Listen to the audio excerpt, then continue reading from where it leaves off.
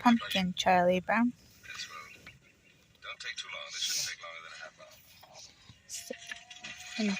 Hold on now. Oh, dear Great Pumpkin, I'm looking forward to seeing you on Halloween night. I hope you will bring me lots of presents. Every year, Linus writes to the Great Pumpkin, and every year he waits in the most sincere pumpkin patch he can find, hoping to see his mysterious hero. On Halloween night, the Great Pumpkin rises out of his pumpkin patch and flies through the air with his bag of toys for all the children, Linus explained to Charlie Brown. You must be crazy, Charlie Brown said. Linus's sister, Lucy, cried, right into the Great Pumpkin again. You'll make me the laughingstock of the neighborhood. Linus sighed.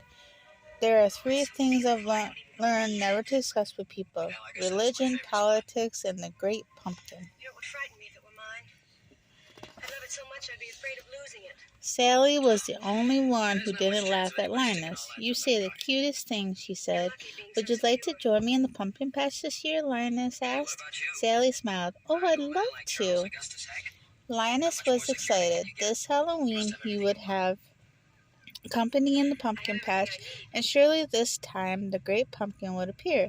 But first Linus had to mail his letter. Nearby, Charlie Brown opened his own mailbox. For once it wasn't empty.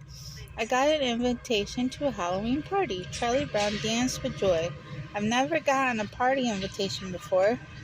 It is Violet's party, Lucy asked. Your name must have wound up on the wrong list. You were on the don't invite list. When Sally heard about the party, she asked, Is Linus taking me? She wanted to go to the party, but she wanted to be with her sweet Babu even more. My black-haired brother is out in the pumpkin patch, making a yearly fool of himself, Lucy grumbled. Boy, is he strange, Violet agreed, missing all the fun. Maybe there is a great pumpkin, Sally said, defending her sweetheart. But Sally soon forgot about the Great Pumpkin. Everybody was getting ready for Halloween. All the kids were making ghost costumes except Lucy. Where's Charlie Brown? Schroeder wondered aloud. Here I am, Charlie Brown said, from under a sheet full of holes. I had a little trouble with the scissors. Everyone recognized Pigpen by his cloud of dust, but there was one strange figure in the crowd. Who in the world is that? Lucy asked when she saw Snoopy's costume. He's a World 1 flying ace, Charlie Brown explained. Flying ace or no flying ace, Lucy decided to take charge. All right, first we'll go trick-or-treating. Then we'll go to Violet's party, she declared as the World War I ace slipped off into the night. Linus was waiting in the pumpkin patch when the rest of the gang walked by. Have you come to sing pumpkin carols? He asked. Blockhead, you're going to miss the fun again, Lucy said. Don't talk like that, Linus exclaimed. The Great Pumpkin will come because I am in the most sincere pumpkin patch. Oh, good grief, Lucy marched off with the ghost. Sally went along, but at the last minute she ran back. Linus grinned. You'll see the Great Pumpkin with your own eyes. The Great Pumpkin has to pick this patch. I don't see how a pumpkin patch could be more sincere than this. Linus wasn't trick-or-treating, but he wasn't forgotten. Can I have extra candy for my stupid brother? Lucy demanded at each house. He couldn't come with us, but was waiting for the Great Pumpkin. It's so embarrassing, Lucy sighed. I got a chocolate bar, Pigpen declared. I got a quarter floater at it. I got a rock, Charlie Brown said. No one noticed that Snoopy was missing. Snoopy had gone off by himself and climbed on top of his doghouse. He pretended it was a World War I airplane. The World War flying ace fired his machine guns. The Red Baron fired back. Curse you, Red Baron, the brave pilot went down with his plane.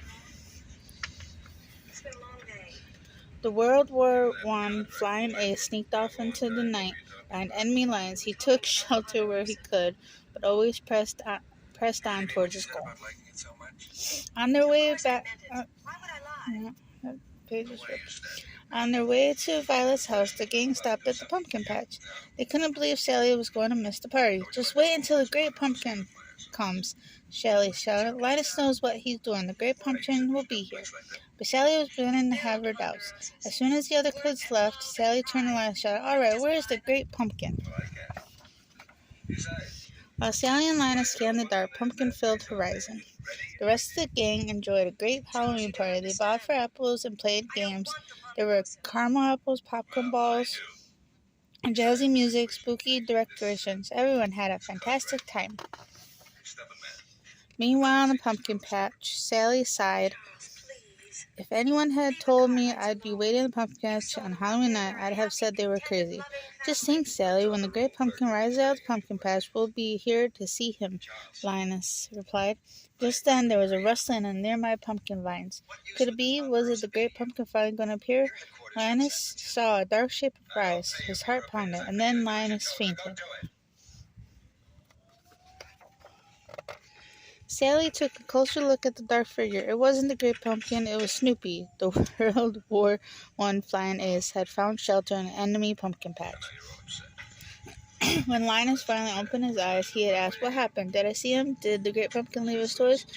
But there was no toys. There had been no great pumpkin, just Charlie Brown's dog Snoopy.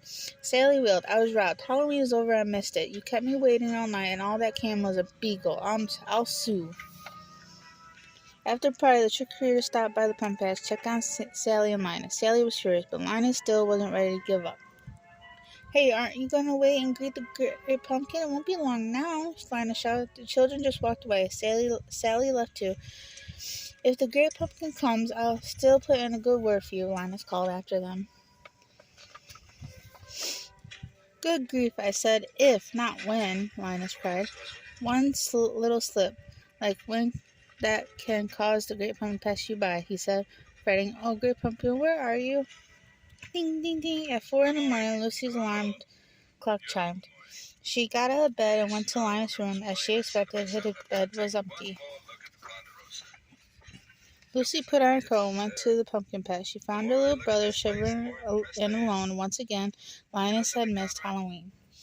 Linus brought her brother home, took off his muddy shoes, and tucked him in bed. Another Halloween had come and gone, and the great pumpkin hadn't appeared.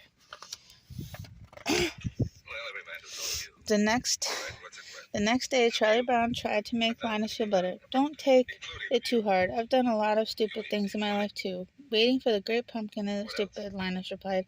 "Just wait until next year, Charlie Brown. You'll see. I'll find a pumpkin patch that's real sincere, and I'll wait until the great pumpkin rises up. And who knows, maybe next year."